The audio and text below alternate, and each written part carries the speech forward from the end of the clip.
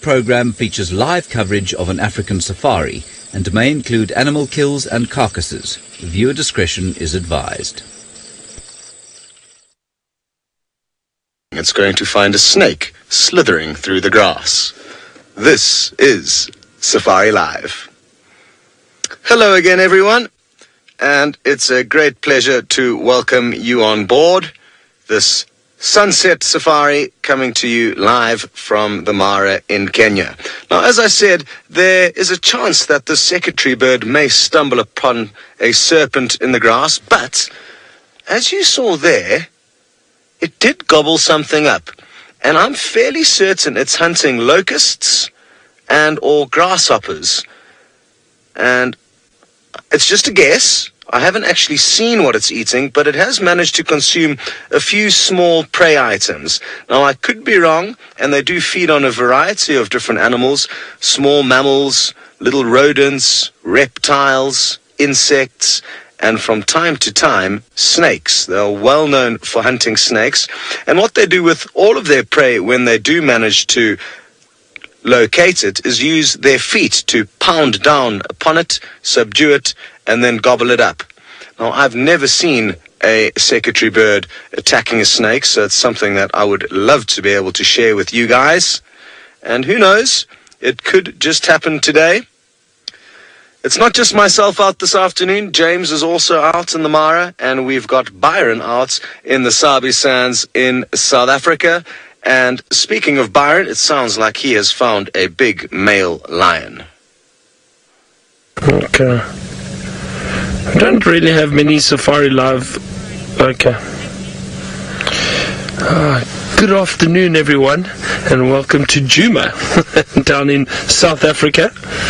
And we've just managed to find one of the Birmingham males, the fourth one. And now these males, for those of you who've missed the last day or two, they've been feeding on a buffalo. They're nice and full.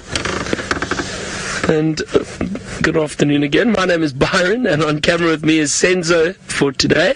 Just the two of us out on Djuma this afternoon. And as I said, we've just managed to find the fourth Birmingham male, the fourth male lion. And this is really great, and a big welcome to the Marty Elementary School. Lovely to have all of you with us. Don't forget to ask us your questions. Now, we are right down in South Africa, so quite far from our friends James and Scott, who are up in East Africa in the Masai Mara. And we've had a lot of luck the last 2 days. As I said, we've had 4 big male lions feeding on a buffalo, and they have very full bellies, and they've fed on a lot of meat, and then they moved off, and this one decided to come down south away from his brothers, and the other 3 brothers were actually not far from our camp. Now, Austin, you asked how fast is this lion. Well, they're very fast, Austin, much faster than us, and I would say they could probably cover about 20 to 22 meters per second. So, to give you an idea, if that lion had to jump up and run at us, if he jumped up and ran from, I'll click my fingers to give you an idea, Austin. So, as he ran, he would be here. How's that? Very, very quick. Very fast. But luckily for us, he's not too fazed by us at the moment. He's resting. It's a nice cool afternoon here. It is winter where we are. And he is resting at the moment. These lions are mostly active at night.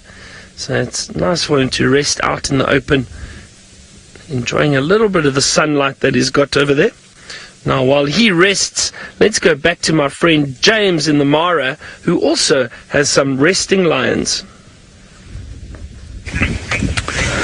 Well, yes, not quite back to me, but here to me for the first time, and a very special hello from Marty Elementary and Santa Rita Elementary. Lovely to hear from all of you, or hopefully we'll be hearing you very soon. My name is James Henry, and you can talk to us, of course, using the hashtag Safari Live. But those of you at school just need to ask your teachers, and they will tell me. And the first thing I'm going to tell, well, the people into the screen, is that there is some kind of radio leakage that is causing my brain to fry. Please desist. Thank you very much. Now, we have some lions over here. They are the lions of the Sausage Tree Pride, 2 lionesses, and 4 little cubs. Isn't that special? Now, Angel and Austin, you're wondering which is faster, a lion or a leopard. I think you'll find that they can probably run at round about the same speed, certainly to start with, because they have what we call explosive power. So it's a little bit like a sprinter, a 100-meter sprinter or 200-meter sprinter. They're very quick off the mark.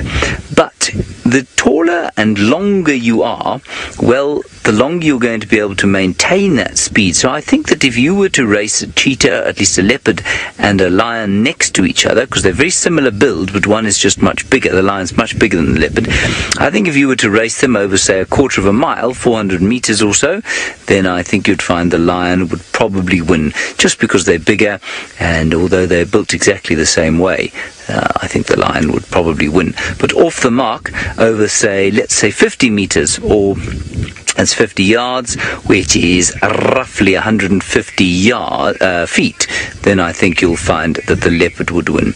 Now, Austin, you're wondering who would win a fight. Well, that's a very simple question to answer. A leopard is about 1/3 the mass of a lion. So these lionesses probably weigh in the region of 120 kilograms or so, which is about 250 pounds, just a bit more than that. And a female leopard actually weighs a quarter of that. So she weighs between 35 and 40 kilograms, and that is about 120 pounds. So, yeah, they don't, was it? No, not 120 pounds, about 90 pounds or so. So between 1/3 and 1/4 of the mass, and that means, of course, that a lion is much stronger and will beat up the leopard. And that's what happens sometimes, but because a leopard is very aware all the time, leopard is very nervous. They'll always be looking from side to side to see if something is coming to get them, and they'll always sleep in trees, or often sleep in trees, and because they're so aware, they'll normally run away long before a lion is able to get anywhere near them, which is excellent. Now, we're going to sit with these lions for a little bit longer, and then we're going to see what else we can find. Scott, in the meantime, has got a secretary bird, which you've already seen, but now, apparently, it's looking for dinner. Yes, we certainly do have not 1, not 2, but actually 3 secretary birds. These 2 are much further off that you can see, one on the left of your screen, one on the right. And the one that we were initially viewing is much closer. So this could be a family flock with 2 parents and a youngster.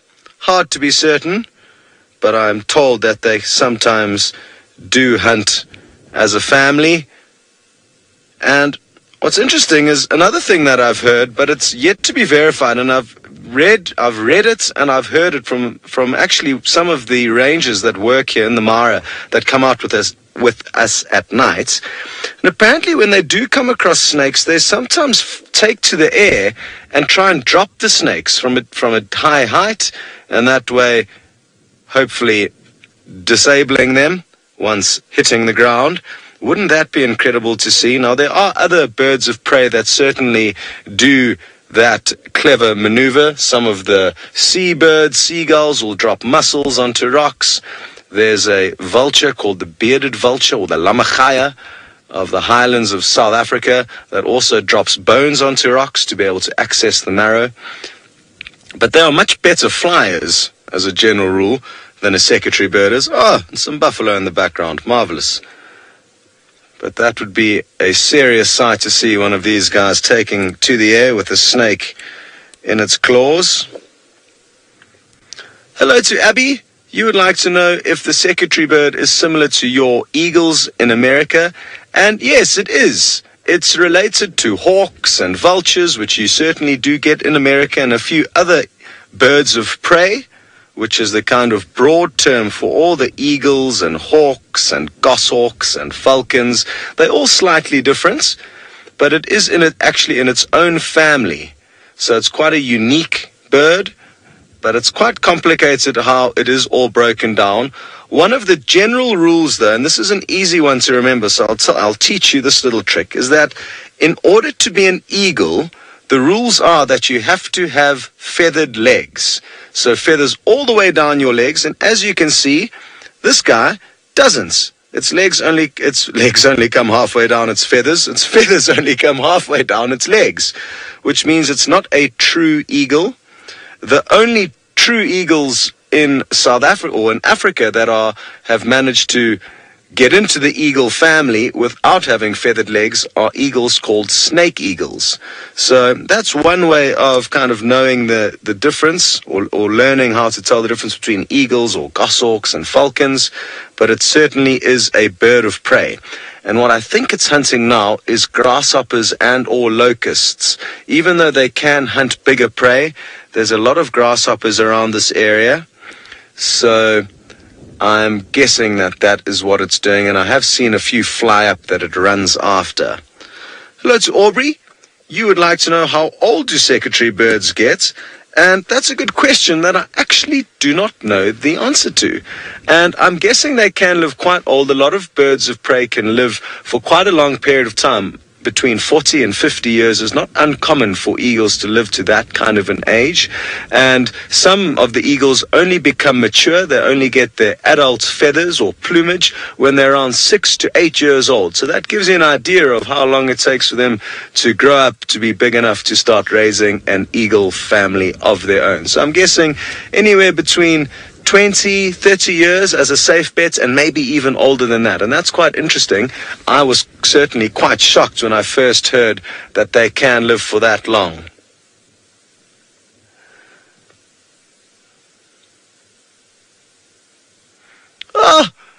And it's led us to another tall animal of the African savanna. Not a bird, though, and that's obviously all of you know, a giraffe. So lots happening out here, and we're getting spoilt with some beautiful animals in this afternoon sunshine. Austin, you would like to know what those feathers on its head are for, and I often ask myself the same question. Sometimes we just don't know the answers to why animals have grown the way they have, and it's probably just to impress other secretary birds, but both the males and the females have these funny feathers on their head. But other than that, I'm not sure what kind of assistance or what help it would provide the secretary bird. I don't think it's going to help it hunting. It may make it look big and intimidating to other possible threats, other predators that may try and give them a hard time. But it is the reason why they have their name, the secretary bird. And I'm told that there are some secretaries out there who like to fill their hair with pencils to keep their hair in the right position, as well as keep their pencils and pens on standby so they're ready to scribble things down when they need to. And that is why they have that interesting name.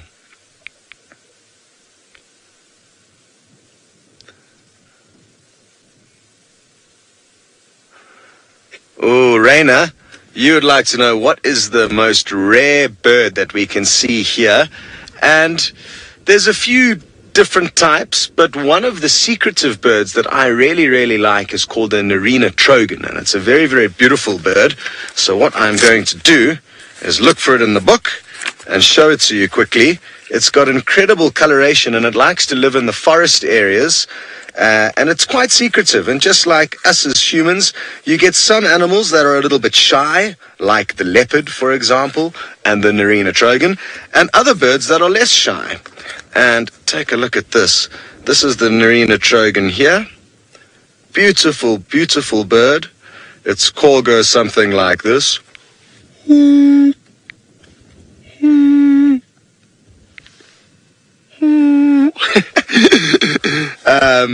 And we sometimes see them up in the forested areas. So our camp is up on this hill that we're looking at over there. Right on top, we've driven down all the way to get here. And these birds like to live in the forests, in the valleys that come down from that mountain. So hopefully one day we'll be able to show you some of those birds in there. The problem is that because we're in a kind of a low area, we don't have good signal to send pictures of what is going on. Now, some animals, like I said, are shy, but the animal that Byron is with certainly is not.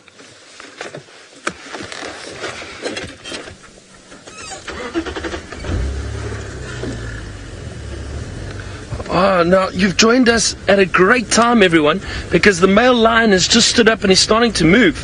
Let's see where he goes. I wonder if he's not going to possibly go look for some shade. It was nice and warm, but look at him go. Not even some shade. He just decided to change positions. But that is a wonderful view of him. So he is very, very big. He's got that beautiful big mane, that thick hair around his neck and his head.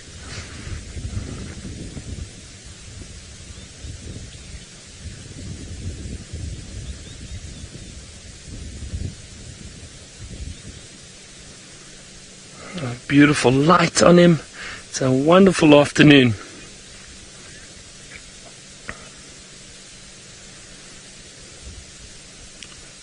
Branson, you asked if we see a lot of lions. Well, not all the time. We've been lucky the last 3 days, Branson, or almost 4 days, because the lions killed a buffalo, or close to camp. So that means it took them a long time to feed on that buffalo. That's a lot of meat for these lions to eat. And they've been around every day, which is great. But sometimes we can go a few days without seeing lions. You must remember, this is a completely natural environment, so they can move wherever they want. I think there's some flies bothering that male lion at the moment. Senzo, I'm sorry, I've parked that you've got a piece of grass in the way there. Hold on a second. Maybe this will be a bit better. Is that okay, Senzo? There's just a little bit less grass in the way of that beautiful lion's face. So, Branson, yeah, sometimes the lions can move very far and we won't see them for a few days. But luckily for us, they've been around and we've got to see a whole pride of lions. We've got to see the males, these big males that have been around. And we got to see little cubs yesterday.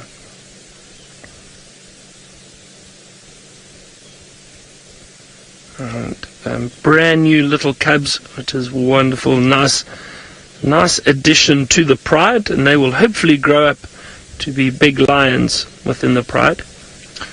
Brock, you asked, have I ever seen a lion die? No, Brock, I haven't. I haven't. I've seen lions fighting before, and sometimes lions will kill each other, but I've never seen it get to that extent. I've just seen them fighting. But then they've moved away from each other. They haven't actually killed each other. So I haven't seen that.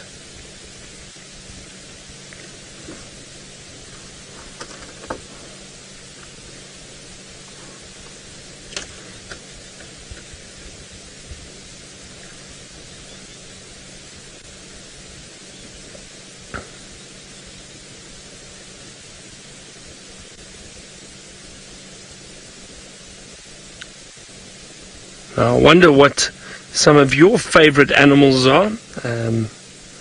Those of you watching at school, you can give us your answers. Do you enjoy the lions, the big males, the females, or the cubs? I know James has got some cubs too. Do you enjoy all the birds like Scott has got?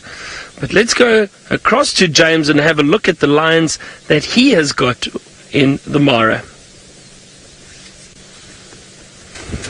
Unfortunately, the little lions, everybody, are in amongst the long grass. But one of the adults has picked her head up, and you can see the sun has come up, which makes it really look very pretty here indeed. Those are the mountains of the Olulolo escarpment, and up on those slopes there are thousands of wildebeest coming north, and north is to the right-hand side of your screen, and I'm hoping that these lions are going to get up and hunt them when the sun goes down and gets a bit cooler. These lions are doing what lions do best, and that of course is sleep.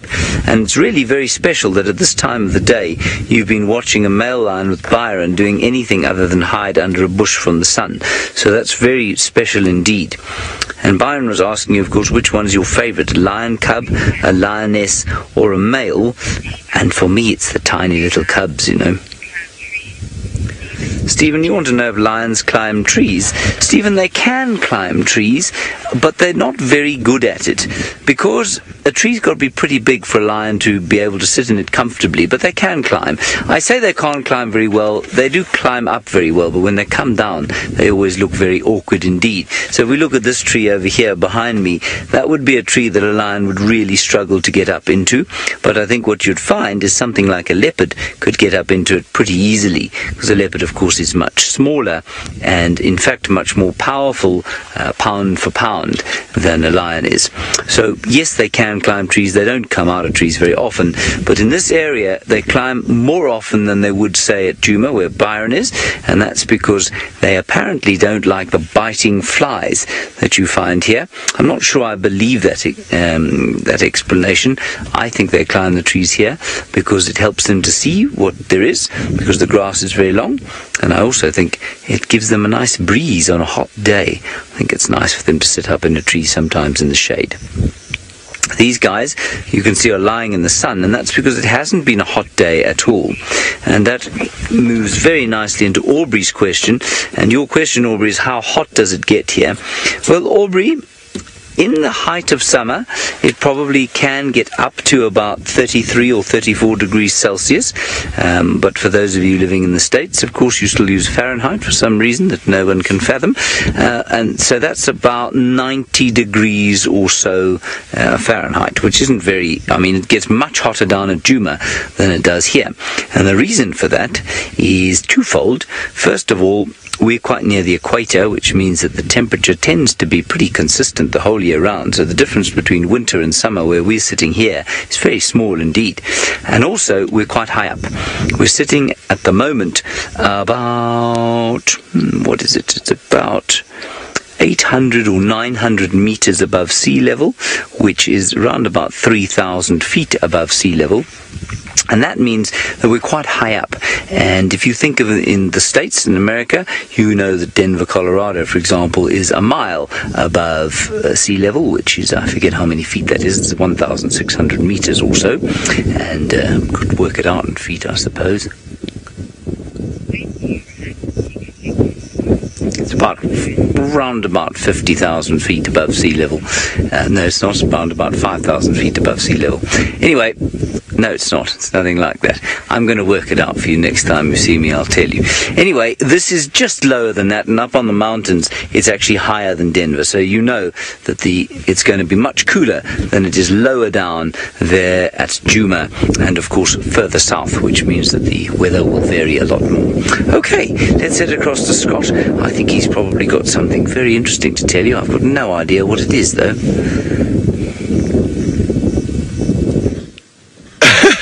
Well, one thing that I can say is that, yes, the weather is very consistent depending on where you are in Kenya. But what is interesting is it's a very diverse country. So even though we've got quite a high altitude here and it's fairly crisp and cool throughout the year, there's other areas on the coast where it's very hot and humid and tropical, and some areas where it's hot and dry and desert-like. So it all depends on where you are in Kenya, but here it is lush and beautiful. We've got some elephants that have just come onto the scene, and aren't we so lucky to have got off to such a good start on this afternoon safari? Now, what you sometimes see, if we're lucky, is elephants chasing smaller animals like wildebeest. I guess they're just showing off because they're big. Usually it's the youngsters. This one's a fully grown female, so she's probably not going to be too playful. But there's a few youngsters coming in and along behind her, and they often like to try and show the wildebeest and zebra who's boss, which can be very, very funny.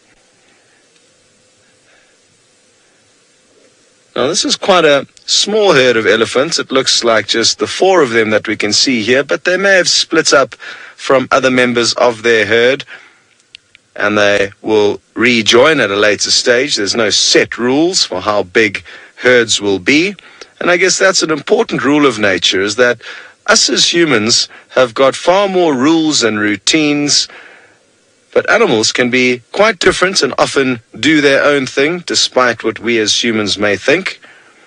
Isn't it fascinating how many wildebeest and zebra there actually are here? Hundreds and hundreds. Oh! I thought that Ellie was going to chase some wildebeest, but I think it was just missing its mom, and that's why it raced forward. Camden, you would like to know, what is an elephant's main and favorite food? It all depends on the time of the year and what food is available. Even though James said the weather stays consistent, the food available to elephants changes greatly. At some times of the year, there'll be lots of fruit around, and that's just like us as humans, is often sweet and tasty, so we like fruit, typically, at least I do, more than leaves and roots and bark. Oh, here they go. That elephant was thinking about chasing the wildebeest there. And so it does depend. They also do like eating grass. Grass is quite easy for them to eat when it's soft and green, but they'll even push down trees sometimes to get to the roots.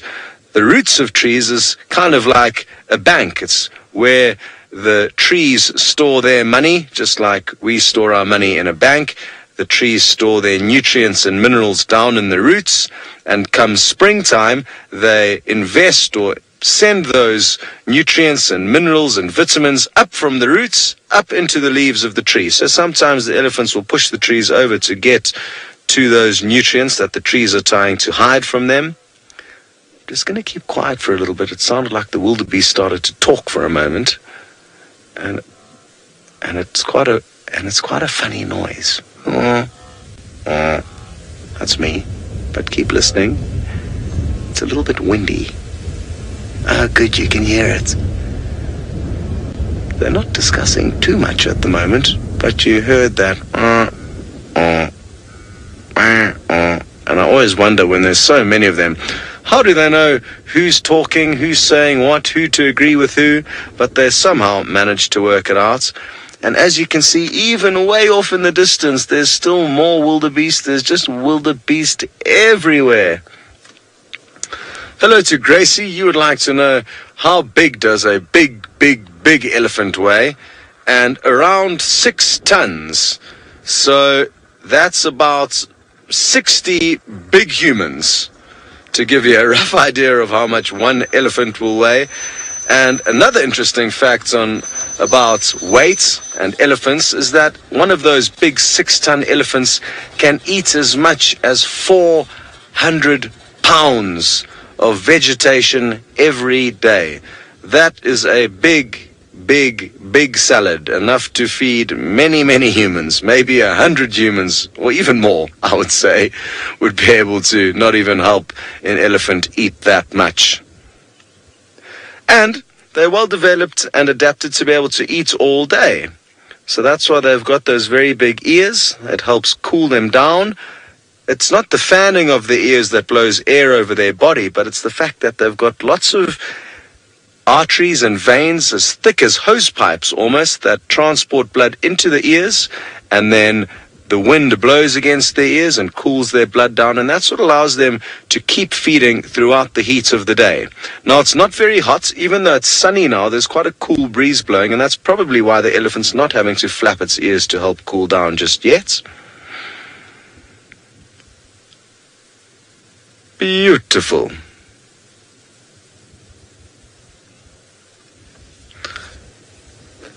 Angel, you would like to know how old do elephants get, and they live for quite a long time, up to around 60 years of age.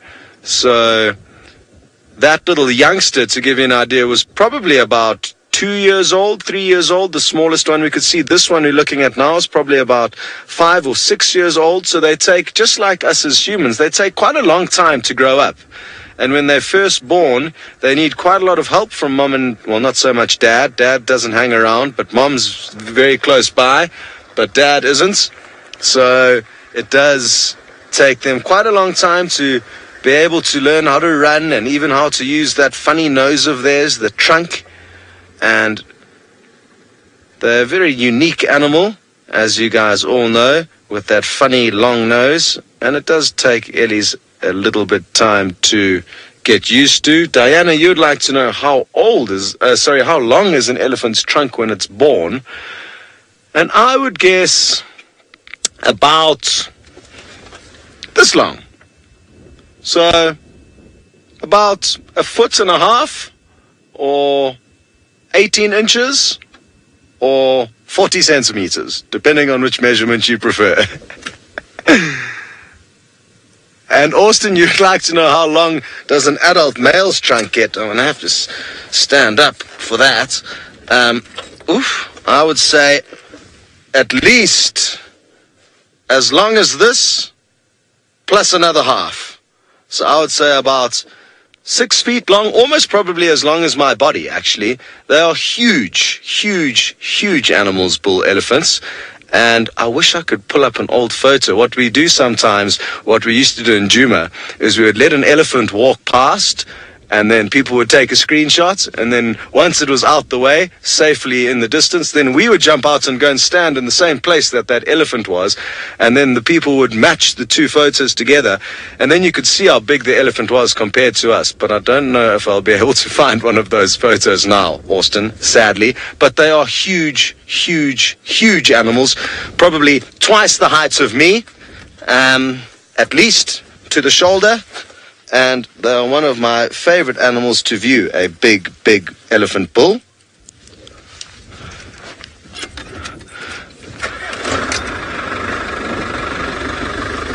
Okay, well, it sounds like James has got himself into quite an interesting safari situation, and I'm sure you're all quite interested to see exactly what he's up to. I'm in exactly the same place that I was before with the lions. I am indeed reading a small book about birds that you might find here in the Masai Mara. And this is a wonderful way to spend an afternoon. It's warm. It's not too hot. There's a nice breeze blowing. There's the chance of rain in the offing, hopefully not on our heads. And there are lions just close by. And in fact, one of the cubs has popped its head up. Hello, Austin. You want to know how powerful a lion's paw is? That's a difficult question to answer, Austin, because it doesn't really have an answer at all. A lion is very powerful. Here's a sort of example of how powerful, I suppose, all of the muscles in a lion's forearm would be, or in its front foot. It is said that a male lion is able to knock the head clean off a human being with one swat. So, if you were to imagine yourself faced with a male lion, and he was to lift up his great big paw, which is probably about the same size as your father's, and he was to slap you across the head, your head would be knocked off. Now, obviously that doesn't happen. It's just an example of how powerful they are. And perhaps a better example, and if you can probably YouTube this clip, I'm sure somebody's illegally put it up there. There's a wonderful film called Eternal Enemies by Derek and Beverly Joubert. And the very last scene, or one of the very last scenes, is a big male lion chasing a hyena. And what he does, it's an amazing scene, and he chases her down, and it's shot in slow motion, and you can watch the speed of the lion, because a big male lion can look slow, but when you watch them chasing something like a hyena, they're very quick. And halfway, or not halfway, but mid-stride, he catches up with a hyena female, and he hits her on the back, like that, and he catches her here. And he doesn't just trip her, he snaps her spine completely, and she's totally paralyzed after that, and then he goes and grabs her and kills her. Now, that's a nasty story to tell you, but it does just go to show how powerful a male lion is. Bailey, you say, is it kind of scary being with the animals around us? Bailey, you know what? If I was somebody who was perhaps 20 years younger than I am now, I'd probably say to you, nah, it's never scary. I'm not scared. I'm never scared. But Bailey, now that I'm 40, I can look back at my younger years and say, yes, there have been times when I've been very afraid, absolutely. But that's half of what makes this job so much fun. But by and large, Bailey, no, there is not a lot of danger around here, especially if you stay in a vehicle. If I came walking along here, for example, and we happened upon these lions, it's most likely that they would get up and run away. Because the two lionesses are with cubs, well, then there is always the chance that they might get up and charge at me, but that charging wouldn't be to say, I want to eat you, because I don't think I'd taste very nice, but it would be to say, please, I'm afraid of you, move away. So, baby, the big message from this is that in the wilderness, especially the African wilderness, human beings are seen as predators, and animals are afraid of us, not the other way around. So if you come across elephants or buffalo or hippo or any other animal, as long as you understand how they see us and how they're afraid of us, well, then you can stay pretty safe. We're going to go across to Byron now, who's got a bird that likes to eat things that most people are very, very afraid of indeed.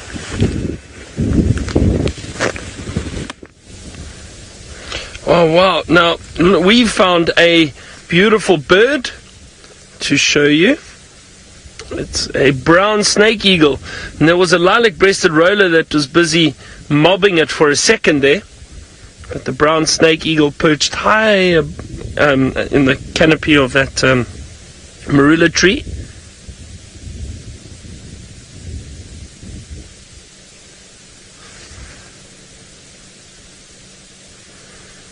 But I've seen it already, so it's not going to add to my bird list. Well, not yet. I've been trying to get a number of birds, and there is the lilac-breasted roller. Beautiful, very colourful bird that we see around here.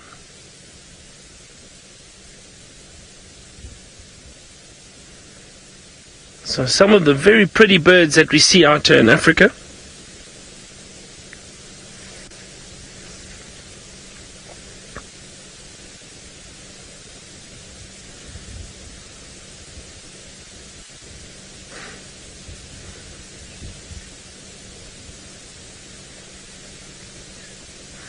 Now, this bird isn't very hidden at the moment. It's right at the top of the tree. But Scott has a secret hidden bird. Let's go have a look what it is. Now, we're just going to have to be a little bit patient. Oh, there you can see a flash of yellow. And I'm thinking a lot of you are going to be quite surprised to see a parrot in the middle of Africa. Where did it go? Oh, there it is. Look at how cool those colors are. And this is called a brown parrot. I'm not sure why, because I can mainly see green and yellow, but some of the birds' names are a bit funny and don't make perfect sense. And you can hear it screeching. Eek! Eek! Not like that, though. That was me. But that's what alerted me to the bird being in that tree. And it's a good lesson for all of us to learn, is that sometimes your eyes are not as effective as your ears on safari. So it's very important to be able to stop and listen, and that way you can sometimes find animals that you ordinarily would not have been able to see very easily. There is another bird that's perched a little bit in a better spot. Also a very beautiful bird, just like the parrot. Some of you may think it's even more beautiful. Look at that.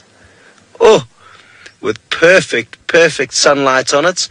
And this is called a lilac-breasted roller. And that's because of that big lilac or kind of purple-colored chest that it has.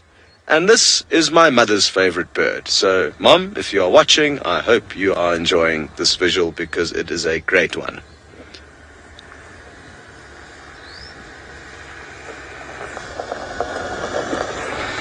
Hello, Camden.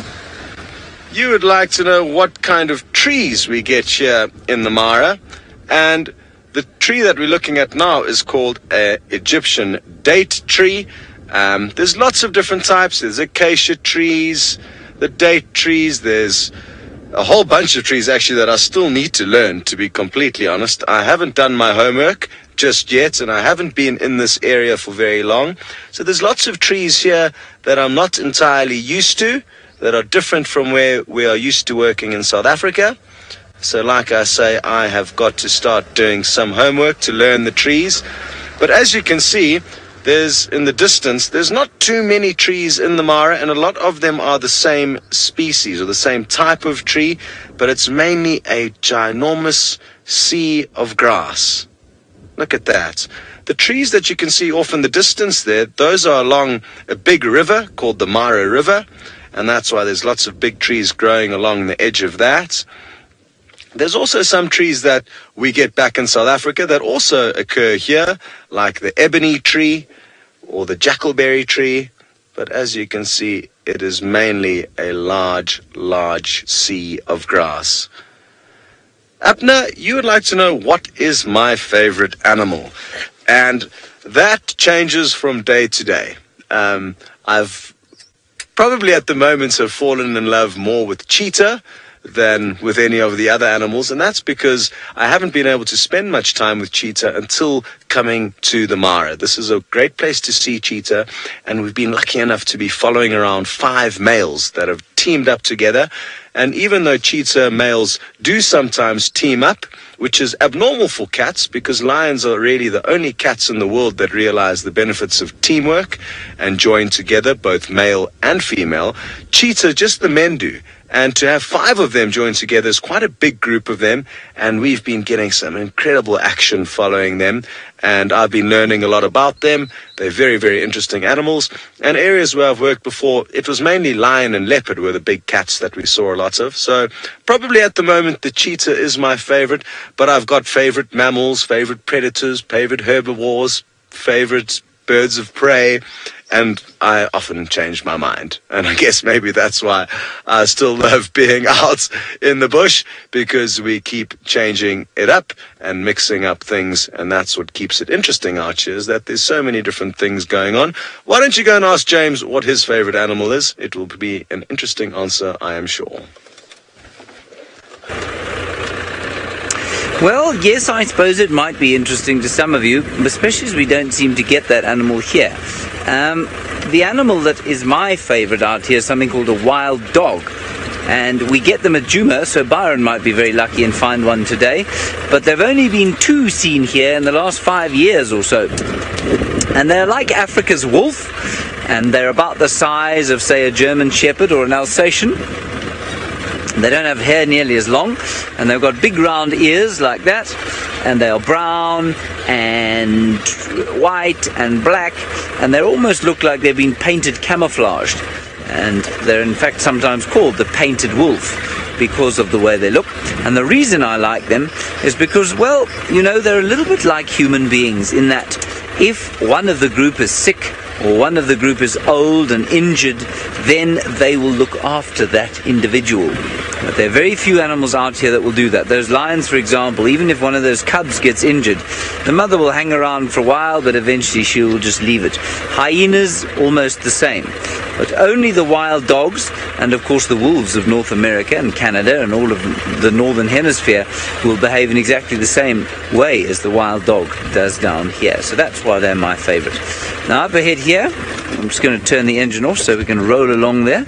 We're going to just enjoy these wildebeest quickly, and I just want to say the final thing for you to look at here is how beautiful the light is here. And it's so beautiful because there's sun shining from the one side and a big storm coming from the other. All right, I hope you have a wonderful day at school, everybody. Just remember, school won't last forever. For the rest of you, I'm going to hand you back over to Scott. Those at school, have a lovely day.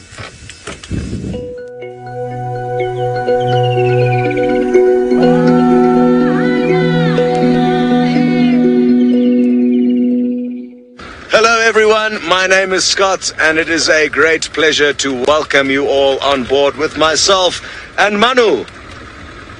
We have had a glorious afternoon so far, and all the animals seem to be doing just as we want them to. So let's hope that continues, and let's hope what is some gloomy, cloudy weather does not come and suppress our enjoyable afternoon thus far. There are some clouds building, and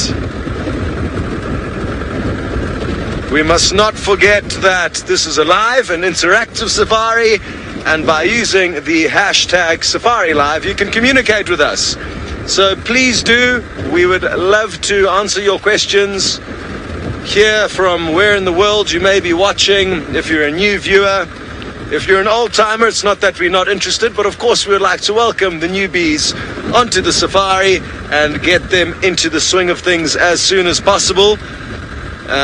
It's actually been quite a while since we've actually ever got people, at least that I've heard people saying that they don't think it's true that it's live, and it's always quite fun to prove them wrong and just let them know that it is actually possible to be sending a feed straight from this vehicle somewhere into space and then to wherever you're sitting around the world.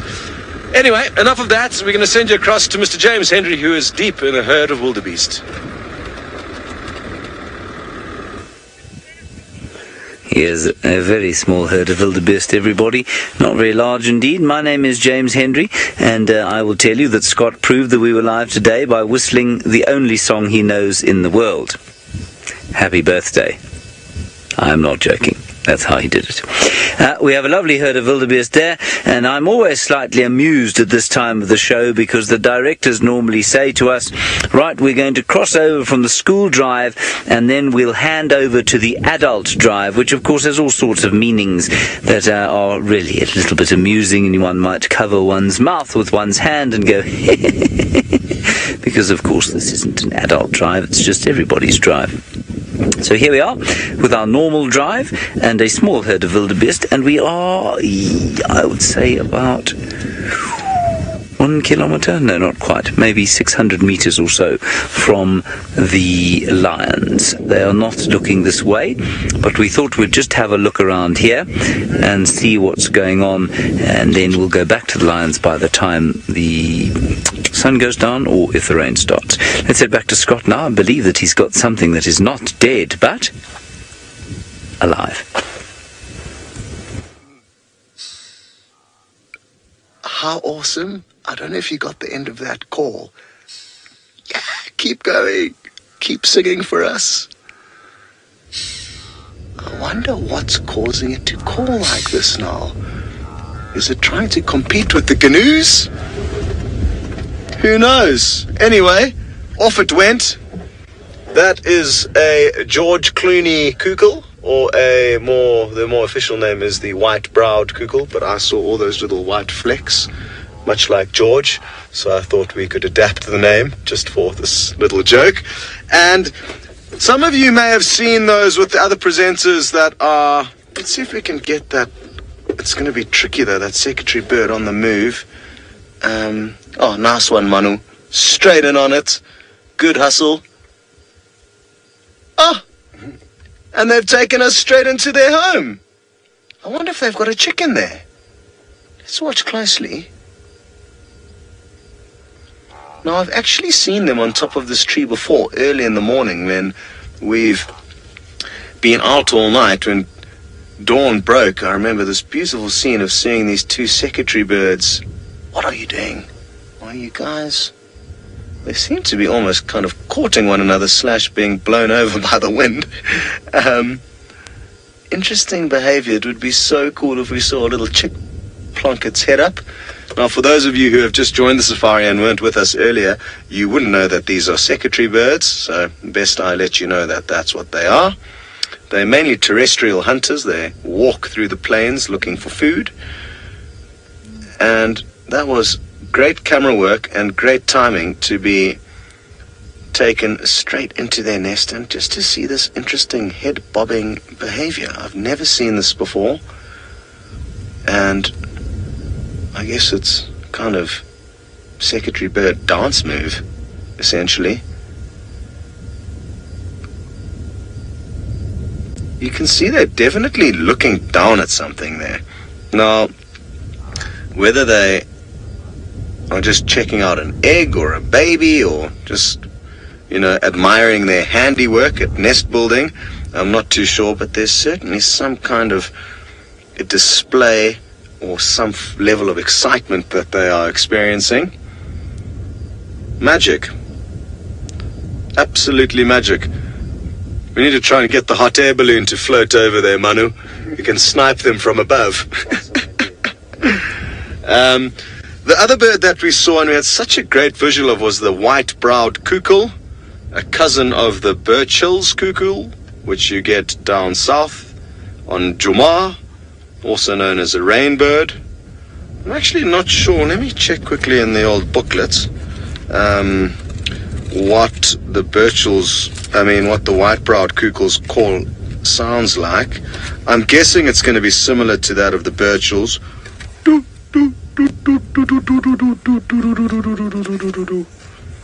Not perfect, but kind of something like that is the noise the cuckoo makes. And I'll just check now quickly in the book. Okay.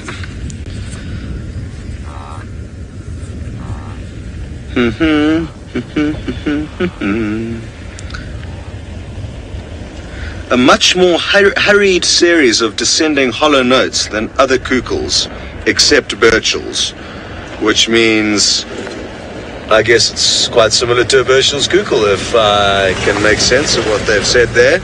And then it also, what you guys saw, it also has a variety of harsh kak notes that we saw it doing there. Kak! So the noise again. Here goes for the Birchall's cuckoo. My phone is broken, otherwise I'd play it for you on the app, but I'm don't have that technological assistance anymore. It goes something like this.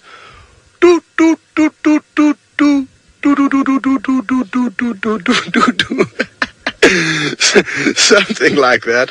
It may be worth checking into yourself with the old Google machine to double check my cuckooing skills.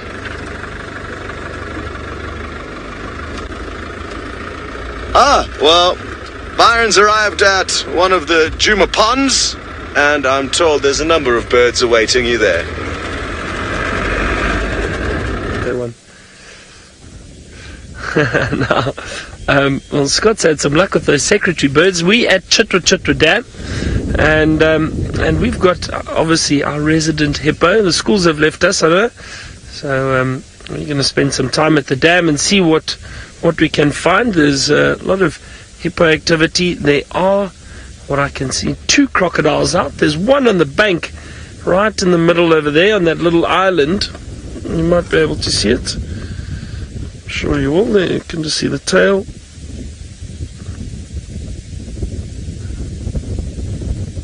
There it is, the tail of the crocodile. And then there was another one that I saw. Actually, have a look at this. This is quite interesting. It's a bit far though, but right on the opposite side of the bank, there are some waterbuck that have come down to drink, and just to the right of them, there is another crocodile. Let's see if we can see it. There we go. There are the waterbuck, and then Senzo pans a little bit. There we go. There's the other crocodile. Can you see it there, just on the water's edge? Like I said, it's very far.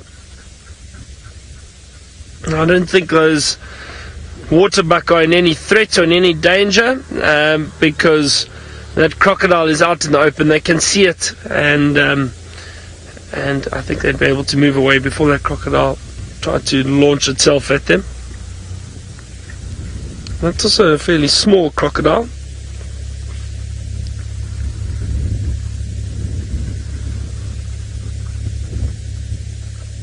I'm trying to have a look to see if we can get some new birds flying around, perhaps. Oh, there is one I do need, Senzo, but it's flying away from us. Trying to work on our bird lists. Oh, it actually perched there. Let's see if we can get it quickly. And it's a bird that's fairly common. A laughing dove. Let's see if we can see it. There it is. The laughing dove. Dancing around on that little twig. No, we haven't seen that yet, so I haven't got it on camera. So there was a bit of confusion with the numbers this morning of the birds, the amount of birds I've seen, and we've got up to 62 species, 62 that we've managed to show you on camera in the last 5 days. So I'm quite happy with that, but now it's going to start getting a bit more difficult, trying to get those numbers up, hopefully over 80. That's what I'd like to get, but could be tricky. We'll try our best. Let's just see.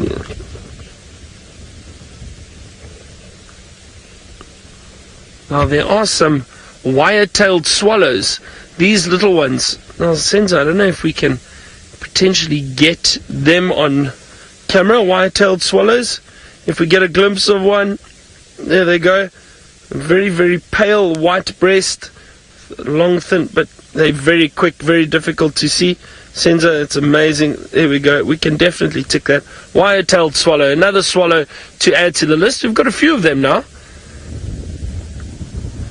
I'll think of the amount we've got of swallows. But Jamie, you asked, do the crocodiles make any noises? Well, Jamie, I've heard the crocodiles hissing before. They puff themselves up if they feel threatened. And it's not quite a hiss. It's a, I don't know how to explain it. Let me see if I can try it. It sounds like they go like this. They go. They puff themselves up. They make themselves look a bit bigger. There's a plane taking off.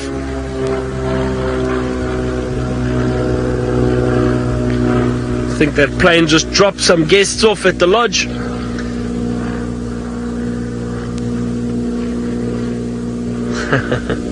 So that plane just flew off. So as I was saying, the crocodiles make a hissing sound, or like a sound if they feel threatened. I've heard that a few times. So they do make sounds at times, but I haven't heard too many other sounds from them. I haven't spent enough time with the crocodiles.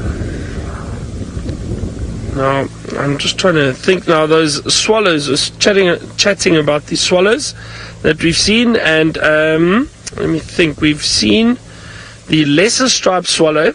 We've seen the mosque swallow. We have seen the wire-tailed swallow now, and we saw red-breasted swallows. I know that. So this morning, I think. So 4 different swallow species, which is nice, that we've managed to add to our list. 63. Hey, Megan, is that right? Sure. Racking up the numbers here.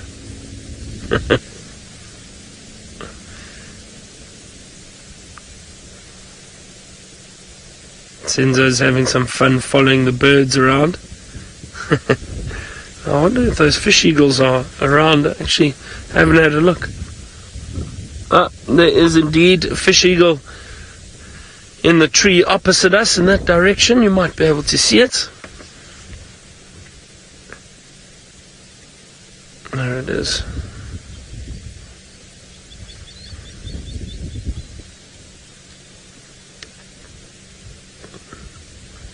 I've got an update I heard from some of the other guides that there's the wild dog, a pack of wild dog were found on Torchwood. But they have been lying down kind of on the eastern side of Torchwood. I'm not sure if they will head our way, but I'll keep an ear open, and if they do head in our direction, then hopefully we get to see some wild dog. Who knows? Who knows?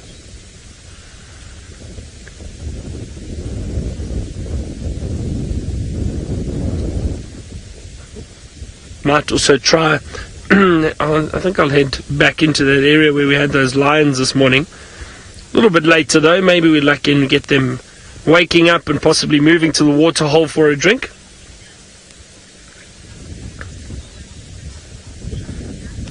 Sinak, now you asked what doves do we have in Africa. Well, Sinak, I can tell you in southern Africa. I'll tell you now exactly, but we've got Cape turtle doves, we've got emerald spotted wood doves, tambourine doves. We've actually got a lot. Let me see. Yeah, there's a lot. Okay.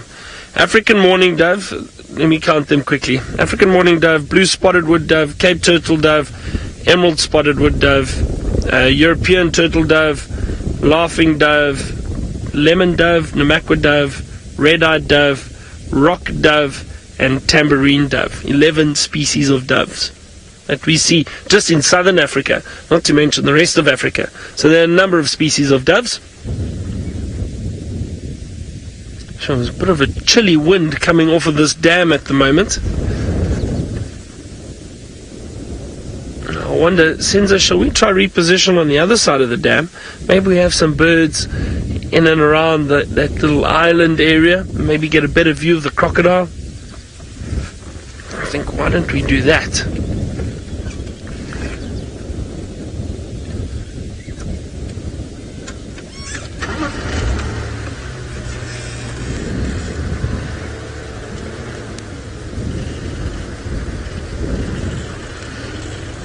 Let me just try and move across there. Just that little section there, I think we lose you and then it comes back again. Sinak, you asked what species of parrots do we have in South Africa? Well, the mayor's parrot in Southern Africa, as well as the ones that we see here are the brown-headed parrots. So we do see those. I'm just going to move across here quickly.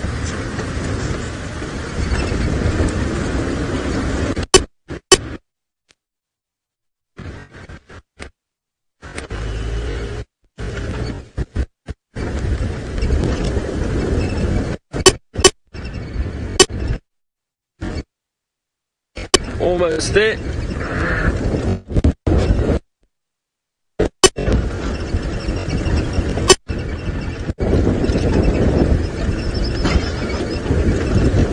Wow, that's a huge crocodile.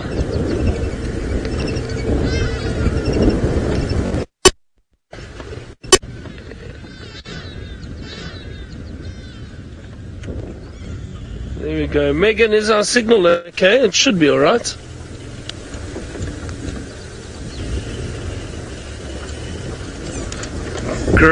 Great. So we've got good signal here. I just want to position us. There we go. Now, actually, have a look. This hippo's just out the water a little bit, or half the body at least. Resting its head on that log. Very chilly this afternoon. This wind is quite cold.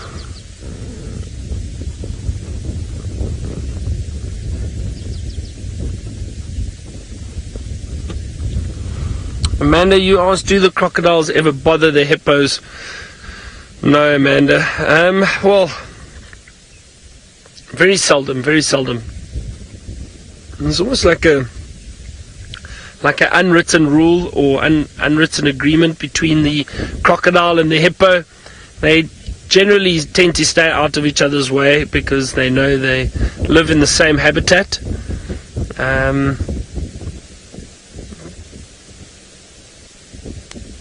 But I think if anything, I mean, a hippo can do serious damage to a crocodile. Those huge mouths, big teeth.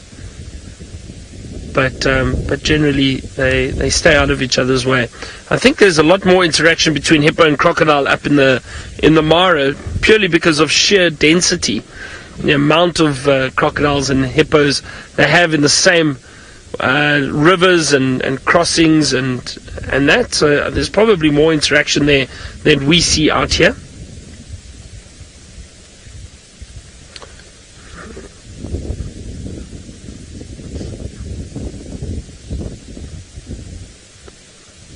Let's have a look at this big crocodile just off to the right. You'll see him shortly. He'll come into frame. There he is. He or she, I'm not sure. A huge crocodile though.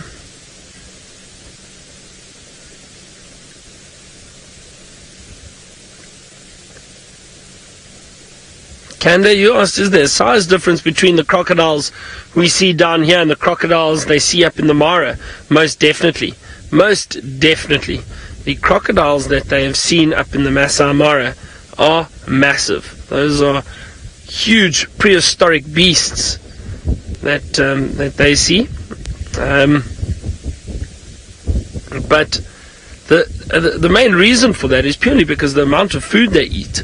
Crocodiles are fascinating creatures, and I think I read that if a crocodile eats once every 4 to 6 months, it would be enough for it to grow. So it can slow its metabolism down that much that it hardly uses any energy if it doesn't get food. But you can imagine now those big crocodiles in the Mara, they are eating almost daily. They're constantly having luck, well, depending on the time of the migration when the animal's crossing. But now they also, if I'm not mistaken, they store some of their food underwater in little kind of like caves that they've got dug into the banks of the river, and that they can store food down there from time to time. But a lot of the time, and at the moment, they're probably just feeding on a lot of it.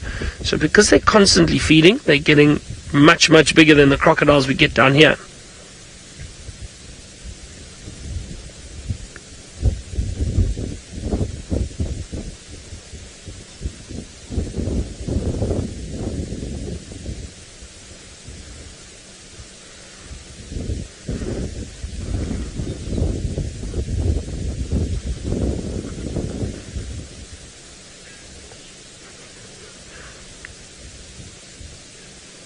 Firmly, you asked if the crocodiles eat baby hippos. To be honest, I've never heard of that. I've never seen it, and I doubt it, because with the baby hippos, there's always a large adult around to look after them. Look, I'm sure it's probably happened somewhere, but I've never seen it and I've never heard of it. So I don't know. But I mean, crocodiles are strange creatures. They see just about anything that comes down to drink or that is near the water as potential prey. I've seen crocodiles go for elephant. I mean, the chances of a crocodile killing an elephant it's almost impossible. But I've seen them bite the trunks and tails of elephants. If you go near the water, you are potential prey for a crocodile.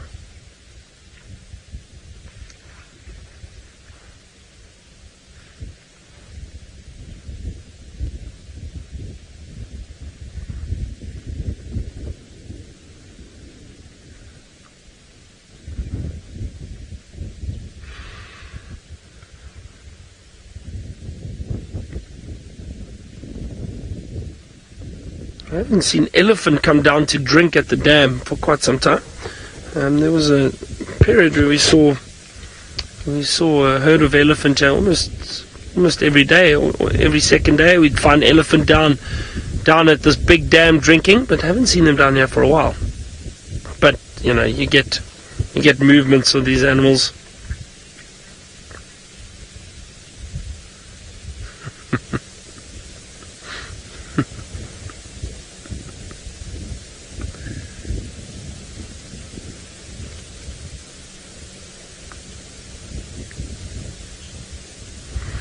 Toby, you asked where the crocodiles will go to stay warm. So, Toby, the crocodiles bask on the banks, just like this crocodile is doing over here, basking on the bank, and they rely on the sunlight to warm themselves. Typical reptiles, they need the warmth of the sun to warm their bodies up. So that is why they bask on the banks in the winter. Some of them spend most of the time in the water, then they don't need to bask as much. But they'll regulate the temperature through thermoregulation, is that correct? So relying on the ambient temperature or the sunlight. I think that's right. Why am I doubting myself now? Terminology, I'm right, am I not? Megan, am I right? I'm sure I'm right. Sometimes things just disappear out of your mind for a second, or you doubt yourself with certain terminology. Shouldn't doubt myself. Any new bird species, Senzo? Anything you can see? You know, there are weavers here. There are weavers around. I'm just trying to find some. I haven't got red-billed buffalo weavers, and I haven't got...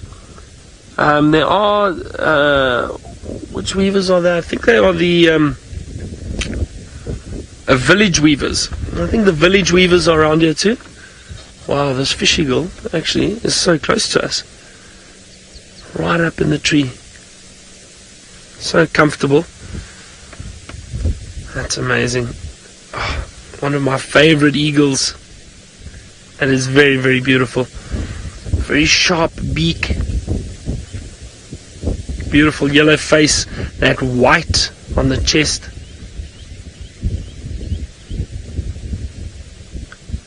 Now, it would be a real treat if this fish eagle decided to swoop down and catch a fish in the dam. I've only seen that, I'm trying to think, I think I've only seen that twice.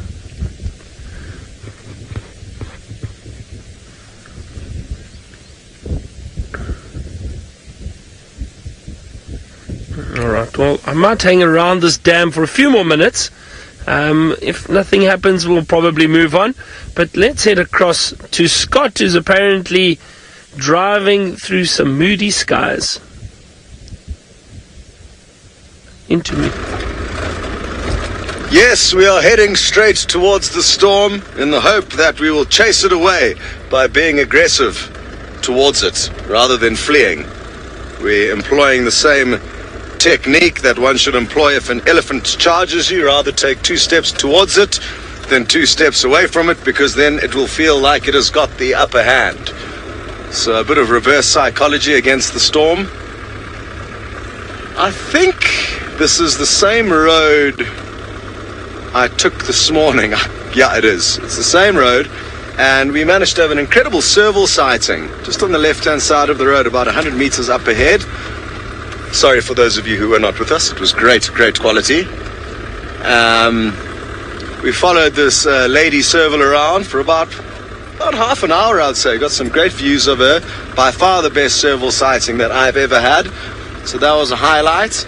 But what that meant is we got a bit waylaid and we couldn't see where this road takes us. And I hadn't traveled along this road before. So I figured now would be a good time. Lots of zebras, wildebeests, there's some topi as well on the right. Interesting beasts, the topi. They've got quite a strange anatomy. Oh, look at all those colors. Magical. I like the way they carry themselves. They very much chest out, stomach in antelope. They are look very bold and big, and they stand proud.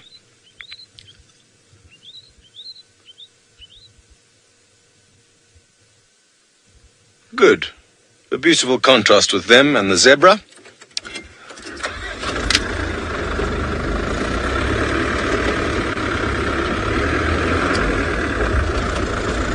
Now, one of the joys of the Mara and the fact that we're in the middle of the migration is that we simply do not know where the action is going to unfold and when. So anything could happen around any one of these corners. It's not necessarily that there's more action at the river or anywhere else. Wherever there are lions and wildebeest, there could be a possible kill, and the same goes for leopard and cheetah.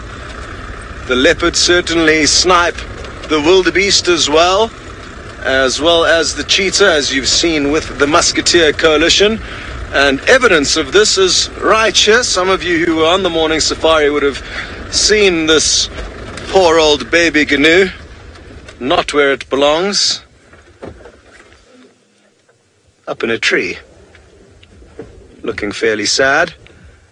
And there's only one predator that would have caught it and taken it up there, and that is a leopard. I've yet to show you a leopard in the Mara, so hopefully today will be our lucky day.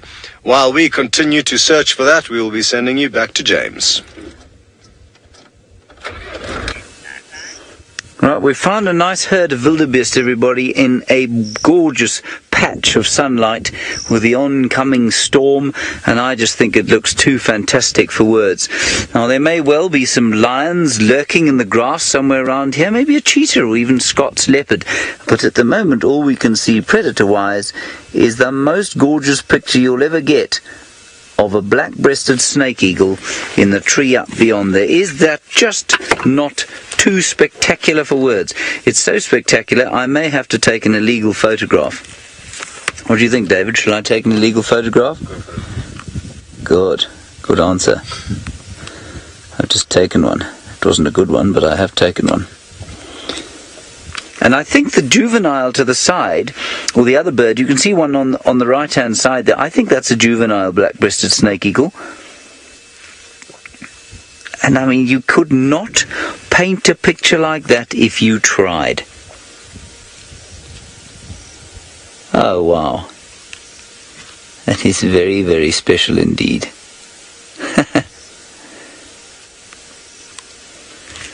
You know, I've often said this, but it doesn't matter where you point your camera in this place, it just is too stunning. Then, in amongst this wildebeest herd, quite unlike we normally get, which of course are the oxpeckers sitting on the backs of the animals, what we have here are a whole lot of wattled starlings. Look at that. And they're all sitting on the pommel, or not the pommel, that's on a saddle, on the wither of the wildebeest. That's the shoulder joint, pretty much. And there they are kind of getting a ride, and they're not eating ticks like a wildebeest or like an oxpecker would. They're leaping down into the grass and grabbing whatever gets kicked up by the passing herds. So that's what they're doing, and unfortunately, if you look at all the wildebeest, they've all got little bits of, guano just about the shoulder region. There's one. That one's got a bird about to go guano on him. There we go. Ooh, this bird's got a runny tummy. Isn't that cool? I think that's too wonderful. Now this herd's probably about 800 meters or so, maybe a kilometer from our lions. And I don't think the lions are going to get up yet, but I don't want to get too far from them, because if the rain does come, I want to be with them when the rain starts so that we can hunker down with them. And then when it stops again, as it surely will as the sun goes down, then we'll follow them on the hunt. Alrighty, I think we should continue down through this herd, and we'll see what else we can spot in the meantime.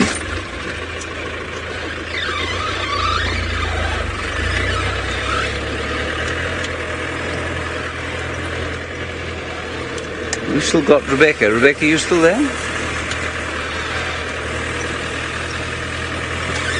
Okay, good. Just checking.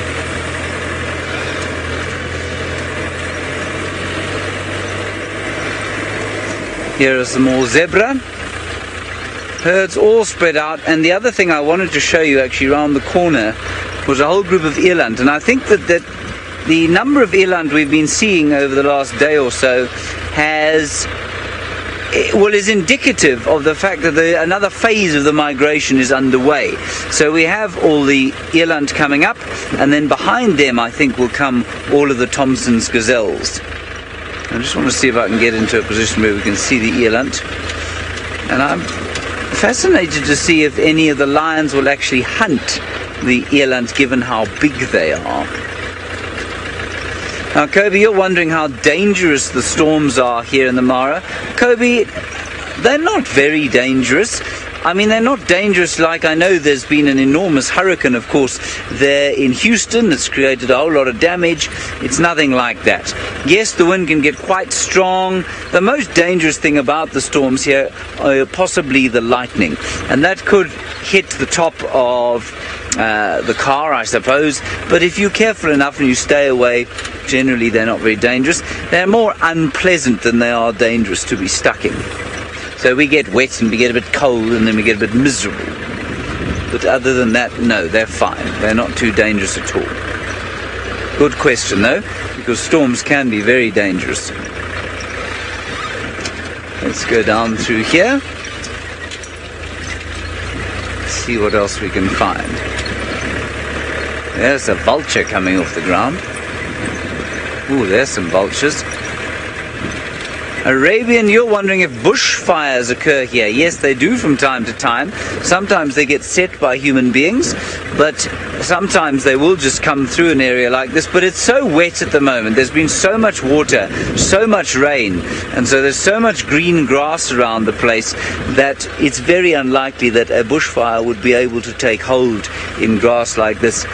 But if it got very dry during a drought and this long, strawy type grass was around, well, yes, then it is possible that a bushfire could come along. Now, there's some vultures up in the tree here. We'll have a look at them. And then there's actually a whole lot of them on the ground. We'll go and see if they are perhaps at a carcass. Let's have a look here in the tree first.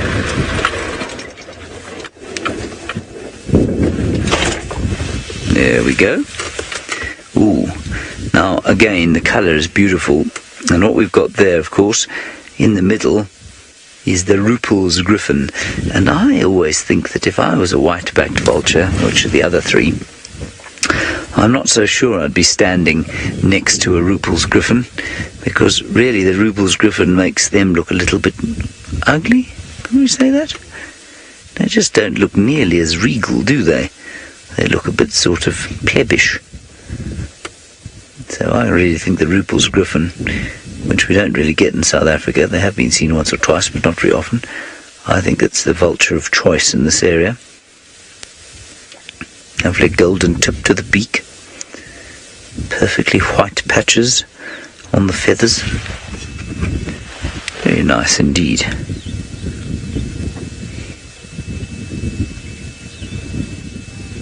Alrighty. Let's carry on, and I think what we're going to do is probably just head off road here and see what those vultures are eating. And if whatever has killed whatever they're eating is perhaps still around.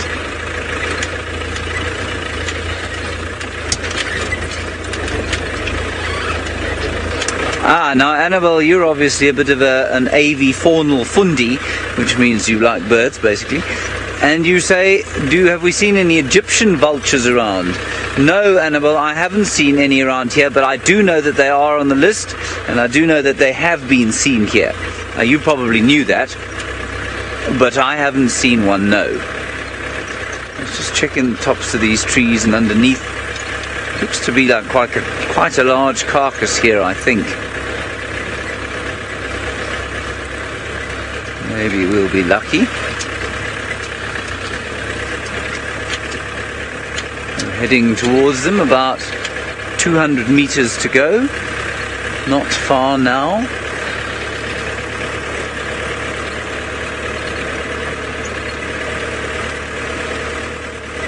They're all taking off. They're a little bit nervous of us. I'm just going to stop here. Let's have a look at them there. Take my binoculars out and see what else we can see around here.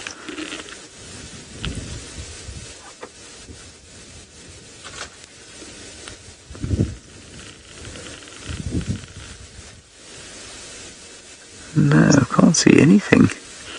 I don't even know if they're sitting on a carcass or not.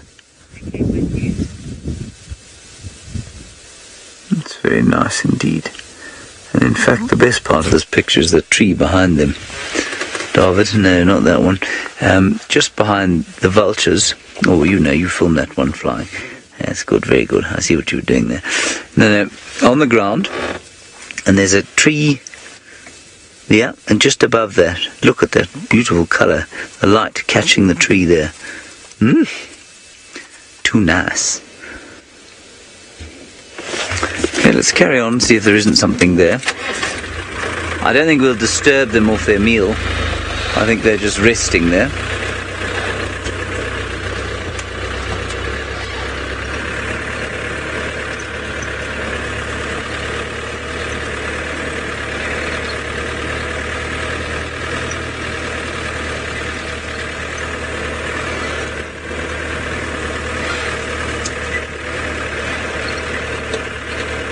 And Jonathan, you're wondering about bearded vultures and if they occur here.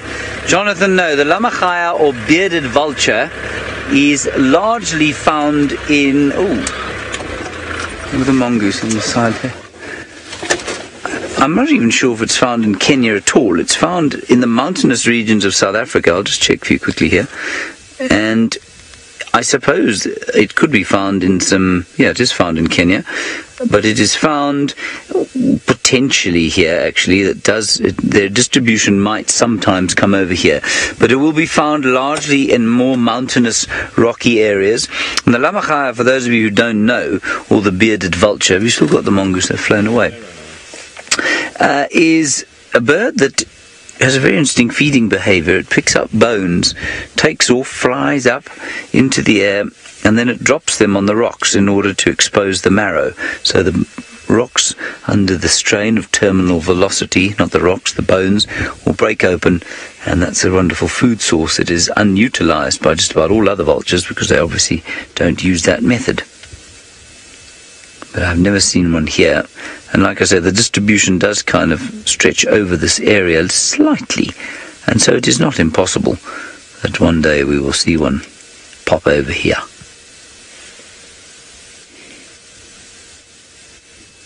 Very nice. Can't see what they're eating. I think they've obviously finished whatever it was. Let's go back to the road and wind our way back around.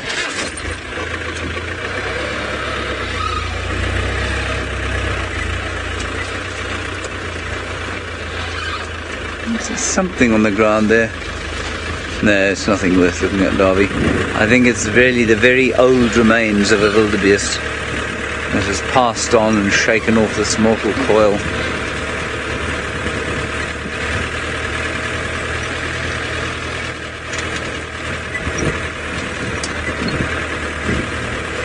Brent, you're wondering what my favourite weather conditions in the Mara are. Dry and hot are my favourite weather conditions in the Mara. They're my favourite weather conditions anywhere. It really can get quite nasty out here when the storms come through. I mean, I love this kind of build-up, and if I'm in camp, then this is just beautiful. In the afternoon to be in camp with a storm coming over is very special. It feels very snug and lovely to be in the camp when that's happening. But right now, as it barrels in over the top of us in this vehicle, well, it feels quite exciting, but not necessarily pleasantly exciting.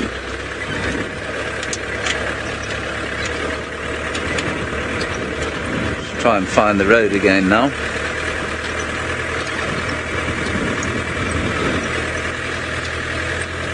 It seems to have disappeared somewhat.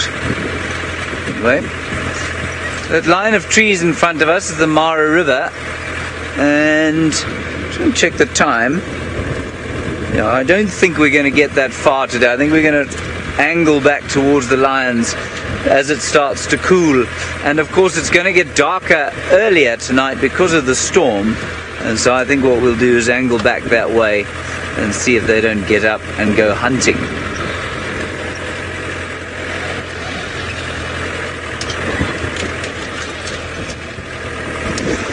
Alright, thankfully Byron has managed to find himself well on planet Earth and with some signal. Let's go and find out what he's doing. Sure, so the temperature's dropped quite a bit. We're driving back towards Vulture or to Djuma. I'd like to go spend some time with the lions. I think with this cool temperature we might be lucky. Maybe we get some movement from them. I'm not sure if they're still close to Galago Pan, but I'm going to go and have a look and see what we can find. It would be nice to, maybe we get some activity from them. Maybe the males roar. Who knows? But I think it's a good plan to head straight there and sit and spend some time with them.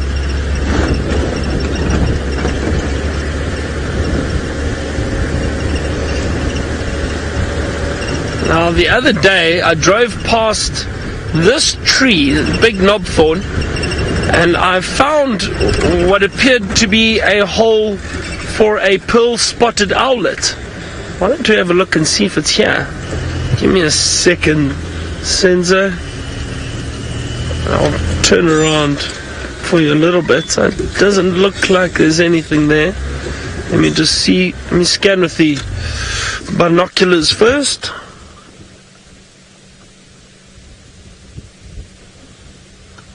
No, nothing there. But Senzo, if you have a look, see where the stem goes up and goes to the left, that the biggest hole on the top left over there. If you go in, I'll show you. Yeah, I think you've got it there. Right, sorry, a bit of a tough angle. Yeah, that big one over there. There was a pearl-spotted owlet sticking its head out of there. So I'm assuming that there's one nesting in there at the moment. I'll keep a look out and see. Maybe we see it one day. It was hiding in there. Shall we quickly check if that Genet is around? Shall we take a chance, Senzo? Let's see. We're right here. It's just one of the other trees, dead trees. Let's see. I hope so.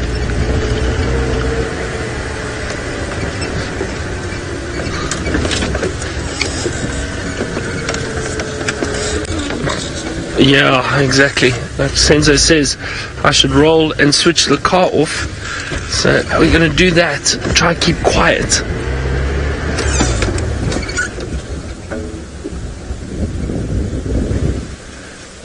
Our plan didn't work, Senzo. No sign of that Genet. You know what? I'm almost certain it's in there, because last night I drove past here, and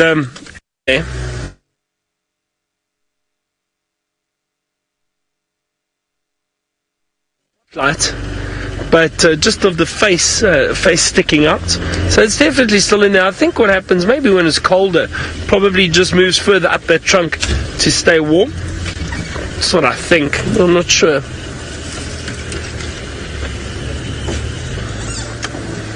That is, of course, Genet Jackson is the name I think Taylor gave that, but just as a joke for the Genet. So we would never name Genets or I mean, you all know how I feel about the naming of the animals. I can hear James shouting at me now.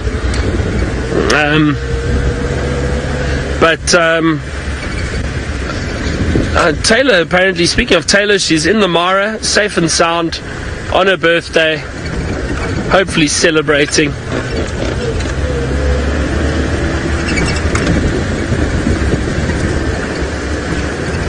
We haven't heard from Tristan at all.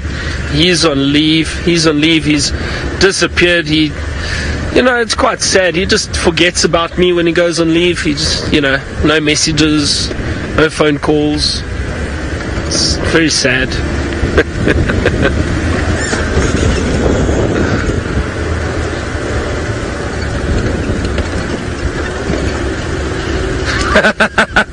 Rushdie, far from it. You asked, how does it feel to be the boss of Djuma?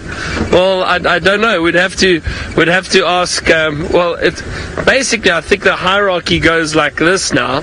It's probably Amanda because she makes all the food. Amanda, then maybe Megan and Innocentia, then Senzo, Sebastian, and then myself. So I'm right at the bottom, I think, of the pecking order. I mean, Senzo's the Prince of Kenya, so the Prince of the Mara. So we're actually very fortunate to have him here. Senzo, I'm trying to think. You know what? I'm gonna head in loud.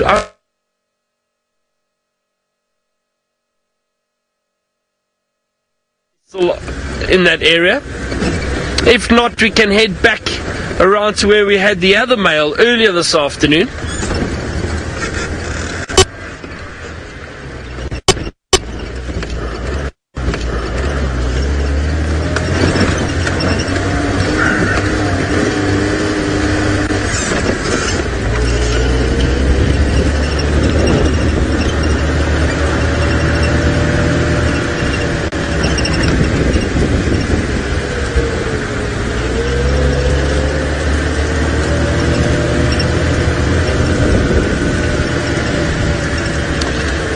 If I had known it was going to be this chilly this afternoon, I would have made some hot chocolate or coffee to bring with on drive. Maybe when we get back I'll have hot chocolate this evening, I think. It's a hot chocolate day.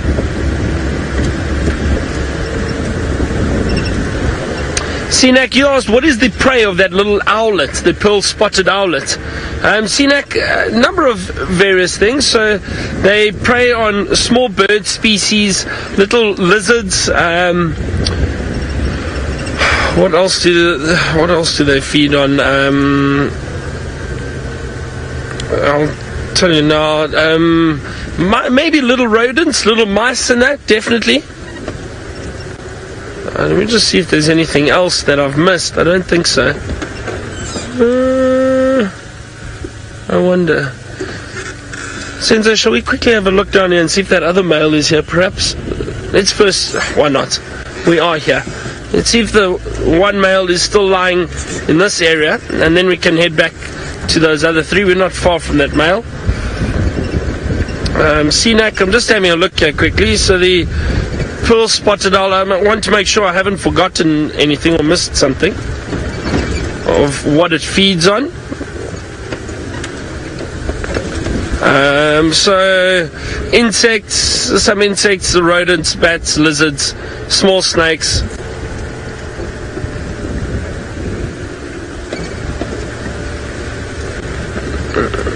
Oh, wow. So Scott was saying apparently he once saw a pearl-spotted owlet eating a laughing dove. So that's quite large prey for a little owlet. It just shows you. So like I said, bird species, small rodents, lizards and some other little reptiles. And fruit, nuts and mice. I've got to add that on everything because for those of you who haven't heard the story, when we were training, James trained me, as most of you know. We would always, he'd ask us in tests what animals fed on, certain animals. Doesn't matter what the animal was, we'd always end with fruit, nuts and mice. So he got quite upset about that. I think this male lion is still here. There he is. There he is. I'm just going to reposition. So there's another vehicle here. I'm going to drive around quickly so we're not in their view. And he is out in the open. That's a nice thing about it being a nice cool afternoon, that this lion is out in the open for us.